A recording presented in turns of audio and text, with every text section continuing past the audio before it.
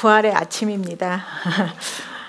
예수님께서 오늘 무덤에서 나오셨을 때 어떤 기분이셨을까요? 한번 상상해 보셨습니까? 어떤 분은 만세하면서 나오셨다고 말씀하시더라고요. 그래서 우리한테 정말 이 부활이 어떤 의미인가, 이것을 오늘 이제 다시 한번 생각하는 의미로 이제 오늘 이 주제를 정했습니다. 그래서 이제 부활이 우리에게 어떤 의미가 있습니까? 예, 저기 보면 요한복음 19장 34절에 보면 한 군인이 창으로 옆구리를 찌르니 곧 피와 물이 나오더라.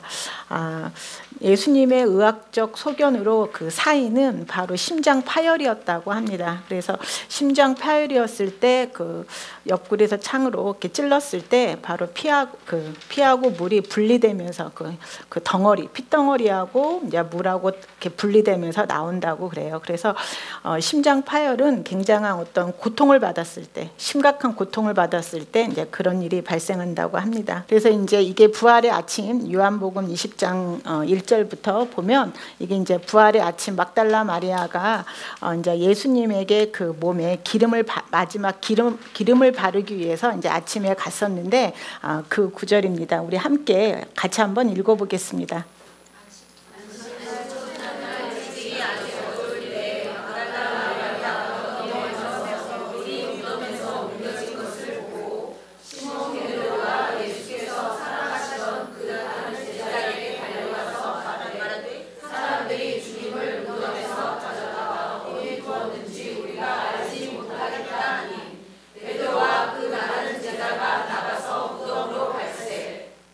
네, 4절 다 같이 읽어보겠습니다.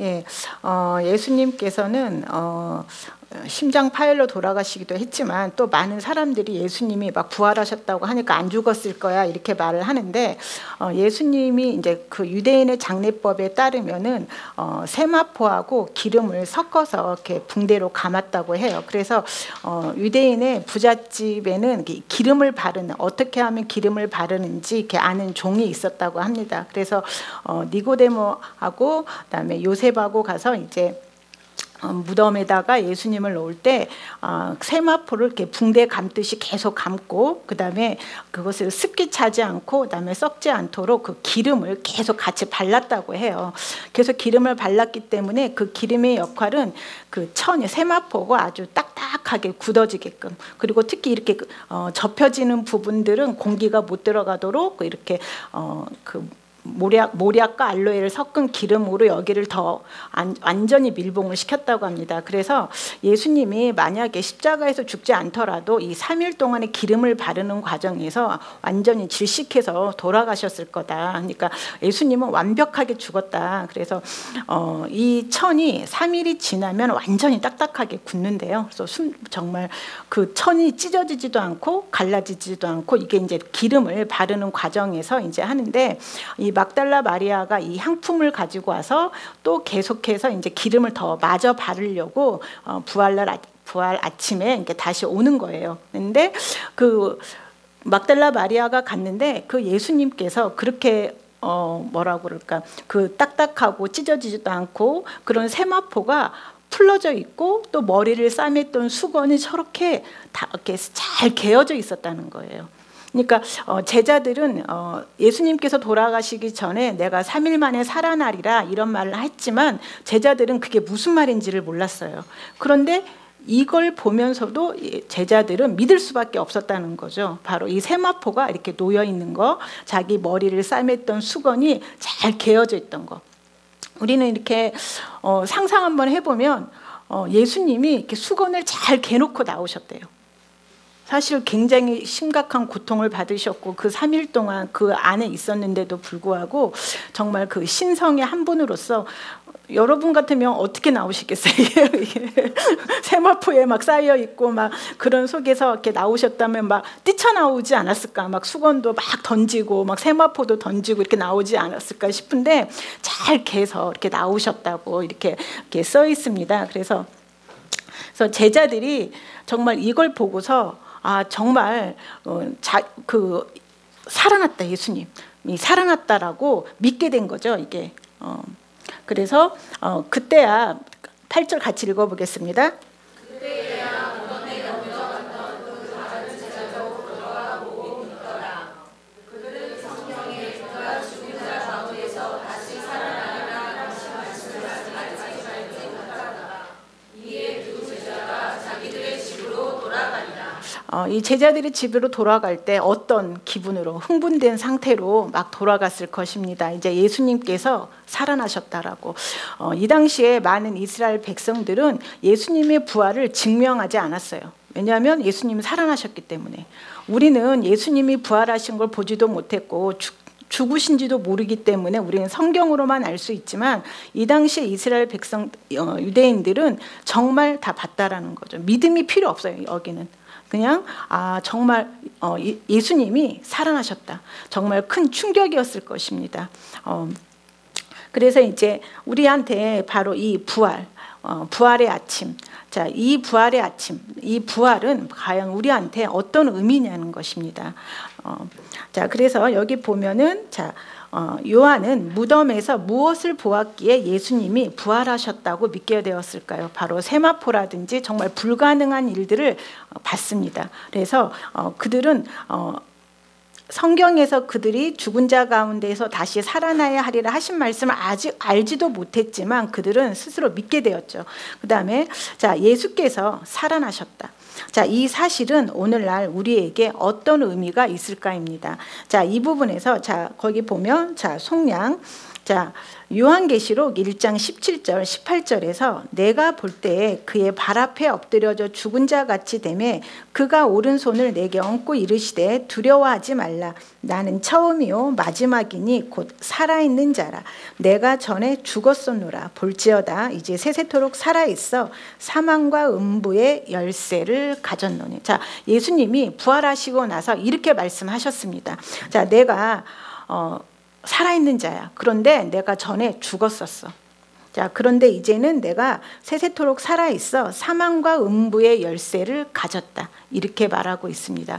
그러면 예수님께서는 바로 우리는 이 말씀을 통해서 예수님이 하신 일들을 우리는 알고 있습니다. 우리가 이제까지 공부한 것들을 통해서 바로 예수님이 전에 죽었었다. 이 죽었었다라는 의미가 바로 무엇을 의미하는지.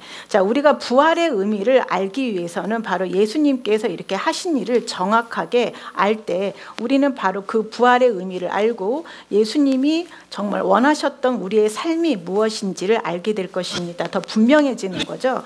그래서 예수님이 내가 전에 죽었었다. 우리는 이 전에 죽었었다라는 말이 바로 뭘 의미하냐면 바로 인간의 본성인 영적 죽음 과 동일시되었다는 걸 우리가 배웠습니다. 그래서 예수님은 우리와 동일시되셨어요. 우리는 바로 사단의 자녀이며 영 안으로 사단의 본성인 죽음이 들어와 있죠. 그래서 그 죽음이 우리에게 항상 실패와 죄와 질병과 고통을 주었다는 걸 우리가 알고 있습니다. 그런데 예수님은 바로 우리와 함께 그거에 동일시되었다는 것입니다.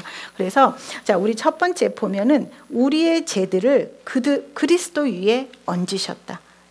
예수님의 영 위에 우리의 죄들을 얹으셨습니다. 그다음에 예수님의 영 위에다가 우리의 질병을 얹으셨습니다. 그래서 이사야서 53장 5절에서 6절인데 그 6절 한번 거기 써 있는 걸 같이 한번 읽어보겠습니다. 같이 한번 읽어볼게요. 그가 찔림은 우리의 허물 때문이요 그가 상함은 우리의 죄악 때문이라. 그가 징계를 받음으로 우리는 평화를 누리고 그가 채찍에 맞음으로 우리는 나음을 받았도다. 우리는 다 양 같아서 그릇 행하여 각기 제갈 길로 가거든 여호와께서는 우리 모두의 죄악을 그에게 담당시키셨다. 그 앞절에 5절에 보면은 예수님의 영이 모든 질병을 짊어지셨다. 우리의 고통을 메었다라고 써 있습니다. 그래서 예수님의 영, 사람들은 너무 육신적이고 감각적인 사람은 보이는 것밖에 안 보이죠. 그래서 예수님 몸 안에 있는 진짜 사람을 보지를 못했어요. 하나님도 보았고 사단도 보았고 천사도 봤어요. 그 숨은 사람이 바로 인간 대신 죄가 되시는 모습을, 그다음에 인간 대신 질병이 되신 모습을 하나님도 보았고 사단도 보았고 천사도 보았다는 거죠. 하지만 우리 인간은 너무 육신적이고 감각 지식에 너무 결합되어 있기 때문에 십자가에 있는 예수님만 보았어요. 그런데 지금 예수님의 영에 우리의 모든 죄, 우리의 모든 본성, 죽음이라는 본성이 얹어졌어요. 그래서 우리의 모든 질병이 얹어졌고 우리의 모든 죄가 얹어져서 우리 대신 바로 고통을 당하시기 위해서 바로 예수님의 영이 바로 지옥으로 가시는 것을 여러분이 상상 속에서 그려보세요. 예수님의 몸이 중요한 것이 아니라 예수님의 영이 바로 주인공이라는 것입니다. 그래서 전도서 12장 7절에 보면 이런 글이 써 있더라고요. 흙은 여전히 땅으로 돌아가고 영은 그것을 주신 하나님께 돌아가기 전에 네 창조주를 기억하라. 이렇게 구약에서도 보면 하나님께서 주신 영, 이렇게 우리는 항상 몸을 생각하잖아요. 몸이 하는 말, 몸이 하는 행동, 몸이 하는 것들에 집중하지만 이렇게 바로 하나님께서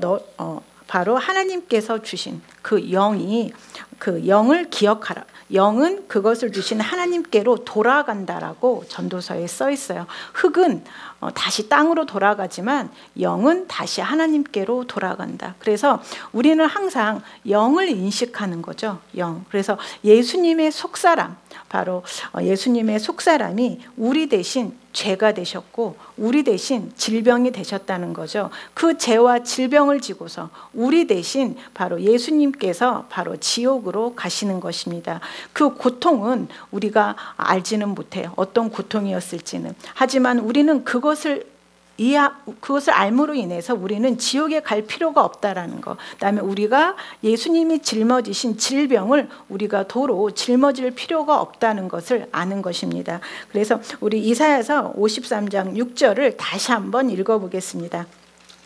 그가 찔림은 우리의 허물 때문이요 그가 상함은 우리의 죄악 때문이라. 그가 징계를 받음으로 우리는 평화를 누리고 그가 채찍에 맞음으로 우리는 나음을 받았도다. 우리는 다 양 같아서 그릇 행하여 제 길로 갔거늘 여호와께서는 우리 모든 죄악을 그에게 담당시키셨도다. 자, 예수님이 바로 그의 찔림은 우리의 허물 때문이요 그가 상함은 우리의 죄악 때문이라고. 그래서 예수님께서 우리 대신 모든 질병과 고통으로 바로 매맞으셨다는 것입니다. 그래서 우리는 바로 이런 것을, 그래서 예수님의 속사람이 바로 죄가 되시고 예수님의 속사람이 질병이 되신 것입니다. 자, 그리고 나서 바로 예수님께서 가장 먼저 의롭게 되시고 살아나시고 새로운 피조물이 되시고 나서 바로 사단을 정복하셨습니다. 자, 예수님이 모든 죄와 질병을 가지고 가셔서 우리 대신 고통을 당하시면서 그리고 나서 가장 먼저 의롭게 되시고 살아나신 다음에 사단을 정복하셨어요. 자, 여기 보면 죽음을 통하여 죽음의 세력을 잡은 자 곧 마귀를 멸하시며 또 죽기를 무서워함으로 한평생 매어 종노릇하는 모든 자들을 놓아주려 하심이라. 예수님께서 모든 바로 죽음의 세력을 다루는 사단의 권세를 무력화시키셨어요. 그리고 바로 죽음을 다루는 사단의 그 능력을 분쇄하셨어요. 예수님께서. 그래서 모든 죽음의 능력과 사단의 권세와 사단의 능력이 바로 무력화되고 깨트려졌다라는 것입니다. 자, 이 엄청난 싸움이 지옥에서 일어나게 되는 거죠. 자, 다음에 골로새서 2장 15절. 자, 같이 한번 읽어보겠습니다. 통치자들과 권세를 무력하여 드러내어 구경거리로 삼으시고 십자가로 그들을 이기셨느니라. 자, 예수님께서 통치자들과 권세들을 무력화하셨다고. 자, 사단의 모든 능력과 사단의 모든 권세가 무력화되었습니다. 우리는 알고 있죠. 사단의 그 죽음의 세력들이 바로 뭐냐면 질병이나 실패나 두려움이나 열등감이나 정죄감이나 이런 모든 것들이라는 걸, 이런 것들이 바로 예수님의 영에 얹어져서 예수님은 그런 것들을 다 가지고 가셔서 이제 모든 고통을 다 당하신 후에 다 던져버리셨습니다. 지옥에다가. 자, 그래서 바로 거기서 사단을 정복하셨고 사단이 갖고 있던 모든 통치, 권세들을 무력화시키신 것입니다. 그래서 십자가로 이기셨습니다. 예수님께서. 자, 이제 인간은 속량될 수 있습니다. 아담이 바로 범죄함으로 인해서 빼앗겼던 모든 통치권과 권세를 예수님께서 이제 가져오실 수 있습니다. 그래서 인간은 이제 속량될 수 있는 것입니다. 자, 우리가 보통 그 6.25 전쟁 때 바로 그 북한 군인들이 남한에서 포로로 잡혀 있었을 때 그들에게 이제 너희들은 선택할 수 있다. 북한으로 안 돌아가도 돼. 이런 그 선택할 수 있는 권리를 주잖아요. 이렇게 너희들은 이제 우리가 이겼기 때문에 남한에 있어도 되고 북한에 있어도 되고 이렇게 선택권을 주는 것처럼 예수님도 이제 모든 사람들에게 바로 너는 사단의 권세와 통치로부터 해방될 수 있어. 왜? 내가 이 전투를 이겼다. 내가 지옥에서 너희들의 영을 붙잡고 있던 사단의 모든 능력과 권세, 이 사단의 그 부하들 있는 그곳에서 다 이겼다. 그러니까 너희들은 선택할 수 있다. 이렇게 지금 말하고 계시는 것입니다. 그래서 이제 속량될 수 있다는 것입니다. 우리는 이제 선택권이 있습니다. 그래서 속량의 아침이 밝은 것입니다. 바로 예수님께서, 그래서 우리가 앞에 있던 그 말씀, 자, 요한계시록 1장 17절 18절. 자, 같이 다시 한번 읽어보겠습니다. 자, 내가 볼 때에 그의 발 앞에 엎드려져 죽은 자 같이 되매 그가 오른손을 내게 얹고 이르시되 두려워하지 말라. 나는 처음이요 마지막이니 곧 살아있는 자라. 내가 전에 죽었었노라. 볼지어다 이제 세세토록 살아있어 사망과 음부의 열쇠를 가졌노니. 예, 이걸 이해하실 수 있으시겠죠. 바로 예수님께서 우리 대신 죽었다. 우리 대신 죄가 되시고 질병이 되시고 우리와 동일시돼서 대신 고통을 당했다. 그런데 이제 내가 살아있게 됐어. 바로 내가 먼저 의롭게 되고 새로운 피조물이 돼서 나의 영이 먼저 재창조되고 그리고 나서 사단을 정복했고 사단이 갖고 있던 모든 음부의 열쇠, 권세를 가지고 왔다. 이렇게 분명히 선포하시는 것입니다. 그래서 이제 우리는 속량될 수도 있고 바로 우리는 이제 선택할 수 있게 된 것입니다. 자, 골로새서 1장 13절 14절 같이 읽겠습니다.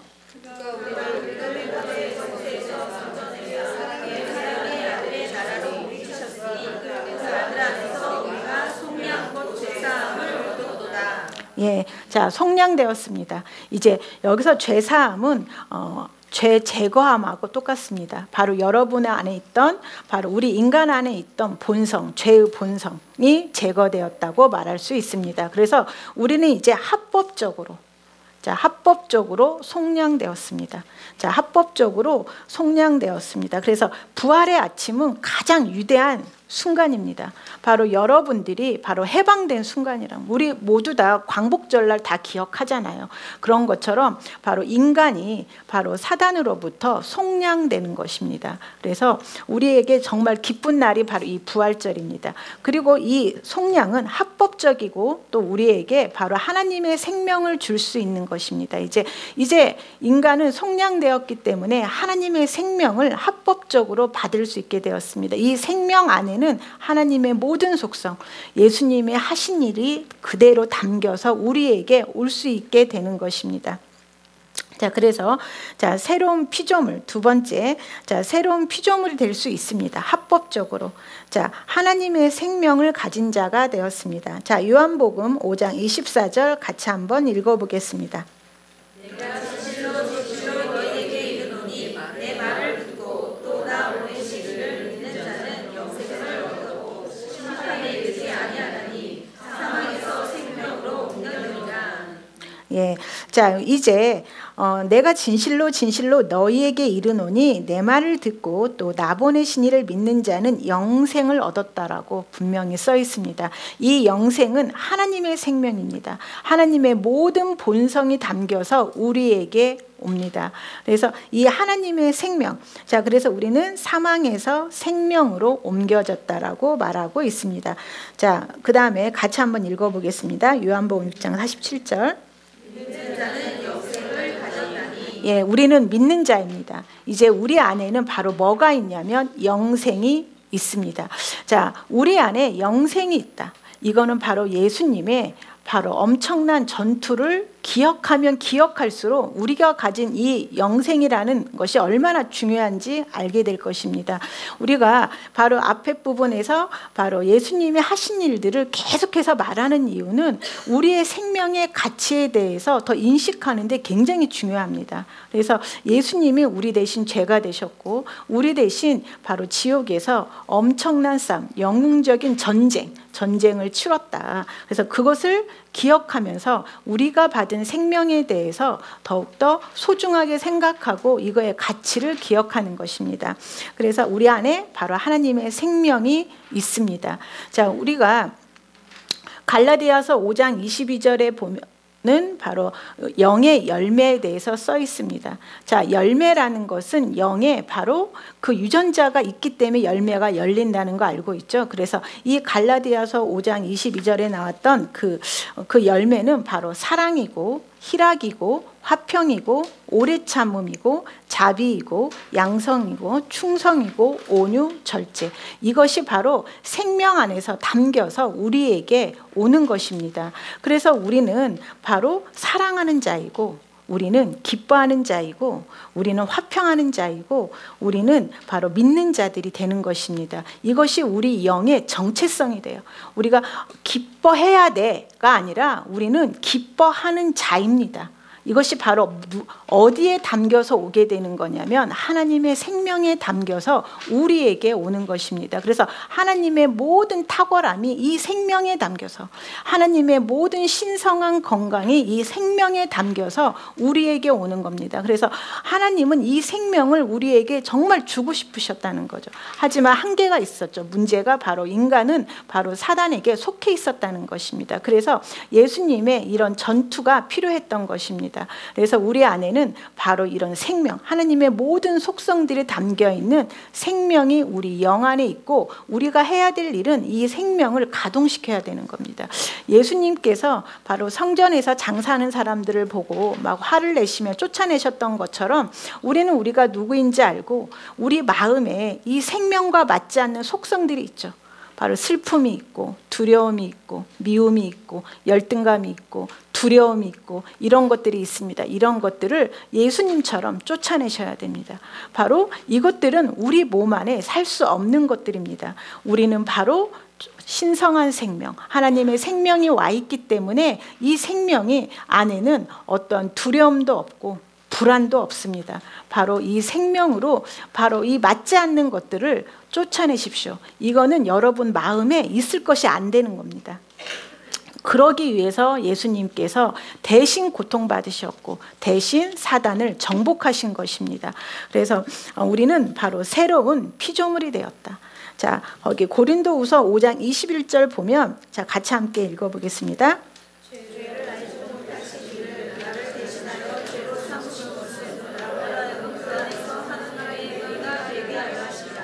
예, 여러분은 의가 되었습니다. 이거는 예수님이 하신 일을 통해서 여러분이 의가 된 거지 여러분들이 하는 일을 통해서 의가 되는 게 아닙니다. 행동을 통해서 얻는 의가 아니라 예수님이 하신 일을 통해서 우린 의인이 되었습니다. 이제 죄인은 없습니다. 의인만 있을 뿐입니다. 그런데 우리는 의인이 되었는데 의인으로서 새로운 매뉴얼들을 배워야 됩니다. 근데 우리는 항상 무슨 마인드가 있냐면 고치려고 해요. 계속 고치려고 하는 마인드. 그것이 아니라 우리는 나는 의인이지. 그럼 나는 어떻게 살까? 의인은 어떻게 기능할까? 이렇게 생각을 해야 되는 것입니다. 근데 우리는 계속 마이너스적 생각, 고치려고. 의인이라며. 그러니까 고쳐야 돼. 이렇게 가니까 너무 항상 힘듭니다. 근데 그것이 아니라 나는 의인이지. 그럼 나는 어떻게 살까? 이렇게 생각을 해보십시오. 그래서 우리는 의인입니다. 예수님의 하신 일을 통해서 죄를 지었던 그 사람은 없습니다.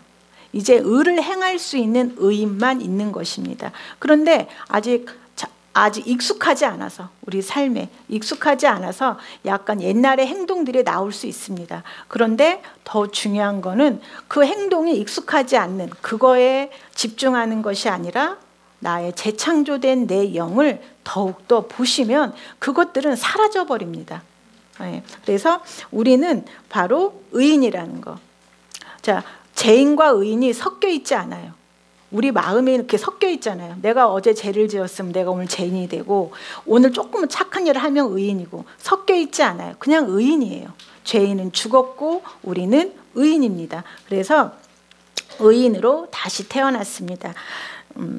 자, 그래서 여기 보면은 그 다음에 자, 고린도전서 1장 9절 같이 한번 읽어보겠습니다.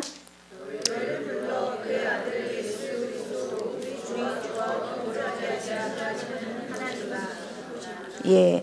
자, 우리가 이제 재창조되었고, 이제 우리가 새로운 피조물이 되었습니다. 하나님의 자녀가 되었죠. 자, 하나님의 자녀가 되어서, 자, 너희를 하나님의 자녀로 부르고 예수 그리스도 우리 주와 더불어 교제하게 하신다. 교제하게 하신다. 근데 우리가 이런 말씀 읽을 때 꼭 어떻게 이해를 하냐면, 왜 밥 먹을 때 사장님이 옆에서 밥 먹으면 불편하잖아요. 그래서 빨리 밥값만 내주고 갔으면 좋겠는데 안 가시고 계속 앉아 있는 듯한 느낌. 그러니까 하나님한테 우리가 기도할 때 같이 이렇게 동등하게 이렇게 교제를 한다는 그런 개념이 아니라 빨리 기도응답만 들어주시고 떠나시지 왜 그렇게 이런 마이너스적 생각을 갖는 것 같아요. 이렇게. 왜냐하면 자기 정체성을 모르기 때문에 우리 사장님하고 동등하니까 우리가 아카데미 시상식 같은 데 보면 우리나라 배우들이 그 상을 받아서 그 외국 배우들하고 동등하게 서 있을 때 그런 느낌이죠. 동등한 느낌. 그러니까 하나님의 자녀로서 우리가 한 일 때문에 동등한 게 아니라 예수님의 하신 일을 통해서 내가 바로 하나님의 의가 되었고 하나님의 자녀라는 걸 주셨고 하나님과 예수님과 동일시가 되게 했는데 우리는 계속해서 우리의 무의식은 계속 이런 식으로 들어가는 거죠. 빨리 기도응답만 들어주고 가세요. 같이 이렇게 밥상에 있고 싶지 않은 사장님과 같은 마인드로 계속 하나님과 예수님을 대하는 거죠. 그거는 아직 우리가 정체성에서 아직 모르기 때문에 그런 생각을 갖는 것 같습니다. 바로 우리는 하나님은 사랑의 하나님이고 아빠예요. 그래서 아담의 범죄로 인해서 가장 소중한 자식을 잃었죠. 그래서 얼마나 함께하고 싶었던 그 열망이 있으셨겠어요. 그래서 우리에게 똑같은 생명을 주셨고 함께 같이 밥을 먹고 이야기하고 정말 대단한 교제의 특권입니다. 여러분들이 바로 신성과 동일시되는 특권이에요. 신성. 우리가 동등하게 어떠한 열등감도 없이 어떤 부족함도 없이 어떤 두려움도 없이 하나님과 함께 예수님과 함께 똑같이 신성에 참여한 자로서 같이 밥을 먹는 것입니다. 그래서 그런 대로 부르셨대요. 정말 하나님의 사랑을 느낄 수 있습니다. 그래서 그런 하나님 우리 주와 더불어 교제하게 하시는 하나님은 미쁘시다라고 써 있습니다. 그래서 우리의 그 속량되었고 그다음에 우리를 하나님의 자녀로 삼으셨고 또 우리에게 영생을 주심으로 인해서 하나님은 바로 예수님과 함께 우리와 교제하기를 정말로 원하신다. 이게 아마 속량의 절정인 것 같습니다. 바로 교제하게 하시는. 그래서 우리는 이제 새로운 피조물이 되었습니다.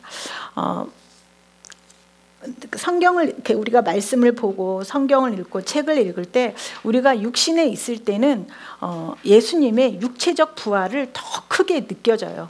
육체적 부활 사실 상상이 안 되죠. 육체적 부활이.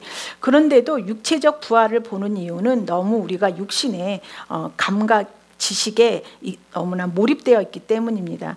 그런데 진짜 더 큰 기적은 영의 부활이고 영의 재창조이고 바로 마귀의 자식을 하나님의 자녀로 바꿨다는 것이 가장 큰 속량의 기적입니다.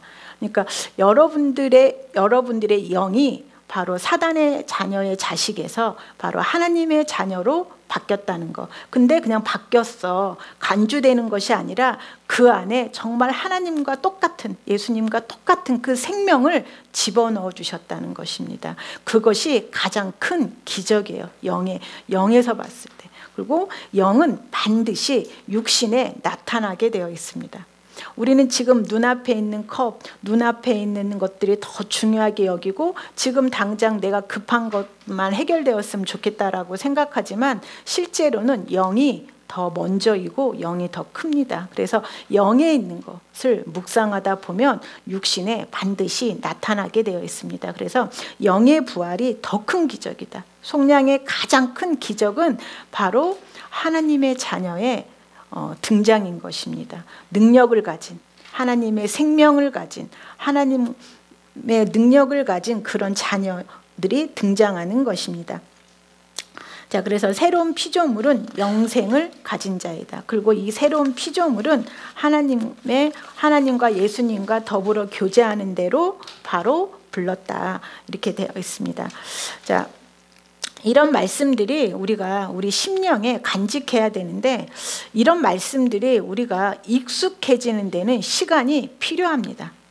익숙해지는 데는 왜냐하면 우리가 죄인으로 살은 지가 40년, 50년이 넘잖아요. 우리를 스스로 죄인이라고 생각하고 우리는 항상 부족하다고 생각하고 이렇게 생각한 게 40, 50년입니다. 근데 이 생각이 하루아침에 그냥 바뀌는 건 아닙니다. 그래서 이런 말씀들이 나한테 익숙해지고 적응되는 데는 반드시 시간이 필요하다는 것과 그래서 우리가 말씀을 묵상하는데 시간을 투자를 하셔야 됩니다.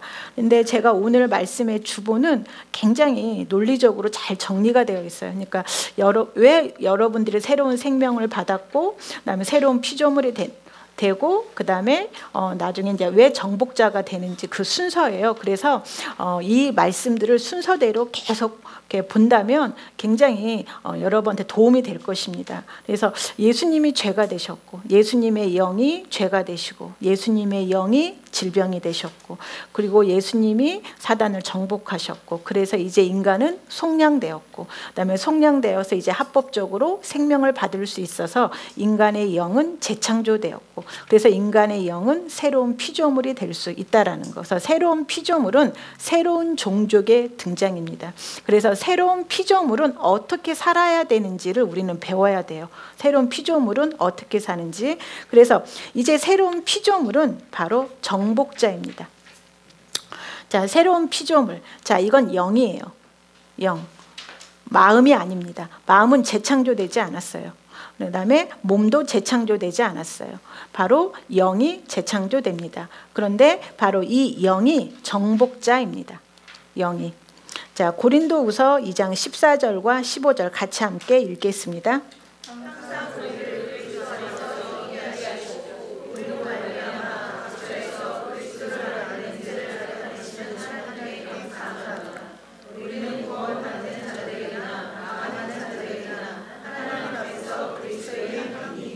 예, 옛날에 전쟁에서 로마 시대 때 전쟁에서 이기면 그 포로들을 뒤에다가 이렇게 놓고 향기를 품었다고 그래요. 그래서 이 향기 냄새를 계속 품면서 그 로마 시내로 딱 들어오게 되면 그 포로들 중에서도 살려두는 사람이 있고 죽이는 사람이 있잖아요. 그래서 그 향기를 맡을 때 아, 내가 죽을 때가 됐구나. 그래서 죽음에서 죽음에 이르는 냄새. 그다음에 어떤 사람 포로 중에서도 사는 사람들이 있잖아요. 그래서 나는 냄새를 딱 맡으면서 나는 산자구나. 생명에서 생명으로 이르는 냄새. 이렇게 했다고 그래요. 그래서 자, 이거는 자, 이 고린도후서 2장 14절 15절을 다른 번역본으로 제가 이렇게 해놨습니다. 같이 한번 읽어보겠습니다.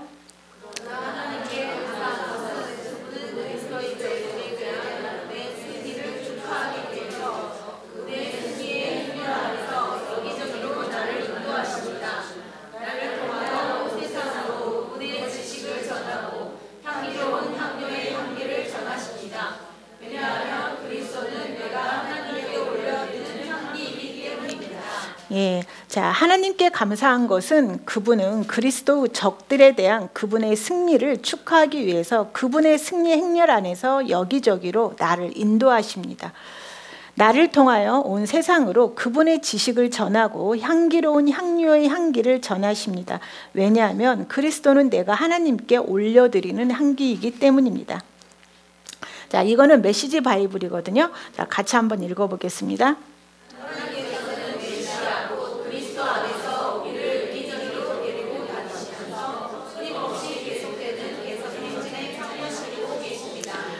예, 자, 우리는 바로 개선 행진, 자, 참여시키고 있대요. 자, 우리는 우리한테서 어떤 고난이 생기고 힘들면 왜 나한테 이런 일이 생겼을까라고 생각을 하지만 하나님은 거기가 전쟁터라고 생각하시고 거기에서 여러분들이 승리하기를 바라시는 대목입니다. 그러니까 예수님께서 우리를 여기저기로 데리러 다니신다고. 지금 생명과 맞지 않는 곳에, 그곳에 실패라는 곳이 있었고 누군가에 대한 미움이라는 게 있었고 어떤 게 열등감이라는 곳이 있고 이런 것들이 있는 곳에 예수님과 우리가 함께 거기를 들어가서 바로 개선 행진을 시키겠다. 그러니까 여러분 예수님의 하신 그 전쟁, 그것을 기억하면서, 그래서 그 전쟁으로 인해서 내가 바로 하나님의 생명을 가진 새로운 피조물이 되었다는 그걸 알면서 바로 어디로 들어가냐면 여러분의 전투지로 들어가는 것입니다. 그곳은 여러분들을 업그레이드 시키는 곳입니다.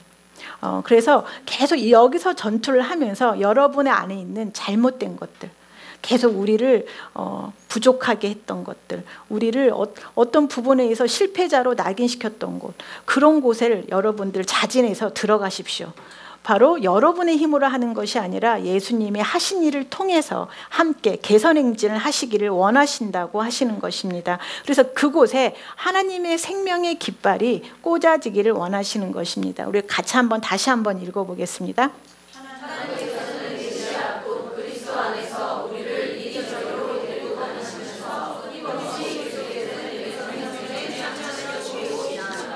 예, 자, 우리는 정복자입니다. 정복자로 여러분의 마음을 들여다보십시오.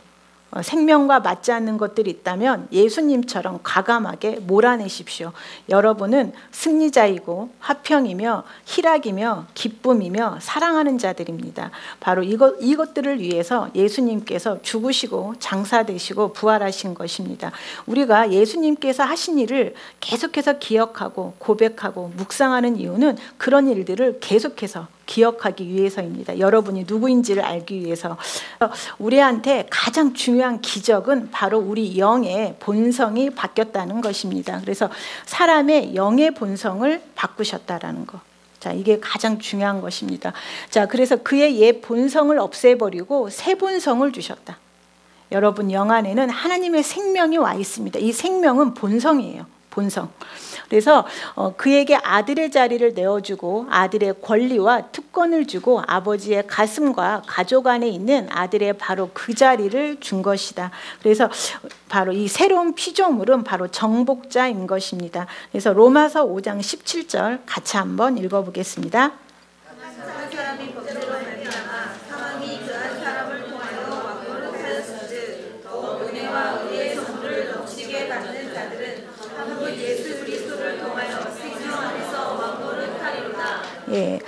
예, 자, 그래서 우리는 이제 우리의 영은 바로 왕입니다. 그래서 가장 먼저 뭘 다스려야 되냐면 감각, 육신을 다스려야 돼요. 육신을. 그래서 육신은 계속해서 생명과 맞지 않는 말을 계속합니다. 우리는 그게 정말 나라고 믿었기 때문에 이제까지 속아 살았어요. 그랬는데 이제 우리가 해야 될 일은 마귀와 세상과 육체를 다스리는 것입니다.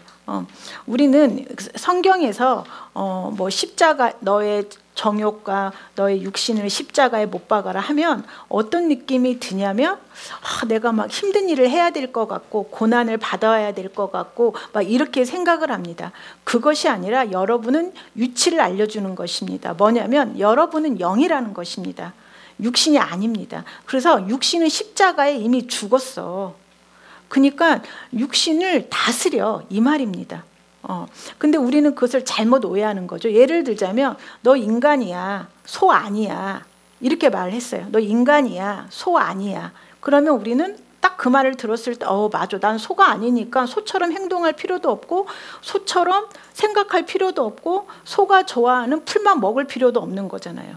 근데 우리는 이런 말씀을 볼 때 너는 육신이 아니야, 너는 육신의 정욕을 십자가에 못 박아서 할 때 영이라는 걸 모르기 때문에 계속해서 육신의 자리에서 막 생각을 해보는 겁니다. 그러니까 고난을 달게 받으라는 거지, 막 십자가를 같이 지라는 거지, 이렇게 해석하는데 그게 아니라 너는 영이야, 육신이 아니야. 그러니까 육신의 말을 듣지 마, 이 말이에요. 너의 영은 성공이고 승리이고 건강이고 희락이고 화평이야. 그러니까 너의 영이 육신을 다스려. 계속 그런 말이에요. 그러니까 성경을 내가 영이라는 자리에서 보면은 내 영의 위치가 육신을 다스리는 자리에 있구나, 이걸 알게 되는데 영이라는 걸 모르기 때문에 계속 육신에 끌려다니면서 성경을 육신에서 계속 해석을 하게 되는 거예요. 그러다 보니까 고난은 받아야 한다고 그랬어, 이렇게 해석을 하다 보니까 고난을 다스려서 고난을 그곳을 승리의 자리로 바꿔야 되는데 고난을 달게 받는 일이 발생하게 되는 거죠. 그래서 정확하게 우리는 영이라는 걸 꼭 아셔야 됩니다. 그래서 영이 가장 먼저 다스리는 건 육신이에요. 육신에 있는 두려움, 육신에 있는 불안, 육신에 있는 것들, 우리는 끊임없이 뭔가를 염려하고 두려워해요, 육신은. 그런데 그것들이 이미 정복되어졌다는 것을 반드시 아셔야 됩니다. 그래서 내가 정말 불안할 때 바로 여기 있는 말씀들을 계속 고백을 해보세요. 그러면 진짜 불안이 떠납니다. 그러니까 여기 있는 말씀들을 순서대로 계속해서 내가 뭔가 해결해야 될 돌파할 게 있다, 그런다든지 그럴 때 여기 있는 제가 말씀들을 순서대로 계속 써놨는데 그 말씀들을 순서대로 계속 이렇게 읽어보세요.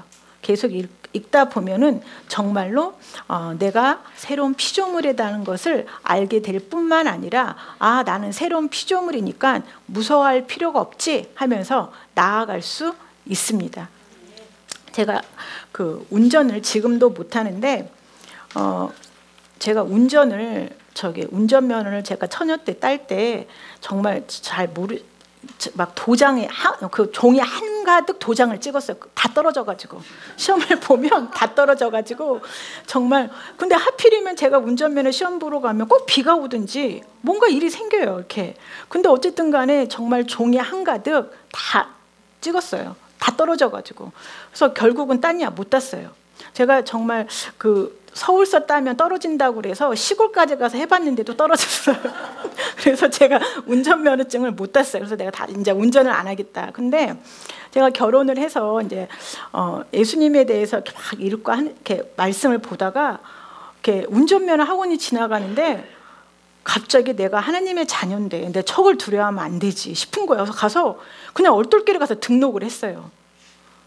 근데 등록을 하고 왔는데 정말 제가 뭔 짓을 했나 싶은 거예요. 갑자기 이게 내가 하나님의 자녀라고 생각하고 정말 난 두려움이 없다 하고 가서 등록을 했는데 그 다음 날부터는 이제 제가 못 견디는 거예요. 너무 두려워서 이제 정말 이 운전 잘하시는 분들은 모르겠지만 정말 저한테는 정말 큰 거였어 이게.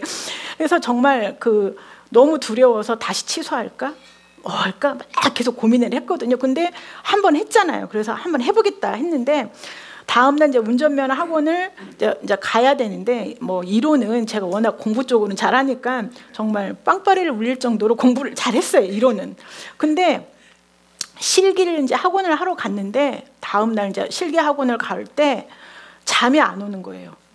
이제 가서 할 걸 생각을 하니까. 그래서 정말 식은땀이 흐르고 정말. 그래서 제가 그 전날 철야까지는 아니어도 계속 말씀을 고백하고 방언 기도를 하고 잠이 안 와요. 그래서 그 다음 날도 아침에 일찍 일어나서 방언 기도하고 이 말씀을 계속 읽고 그렇게 한 달을 다녔어요. 운전면허 학원을 계속.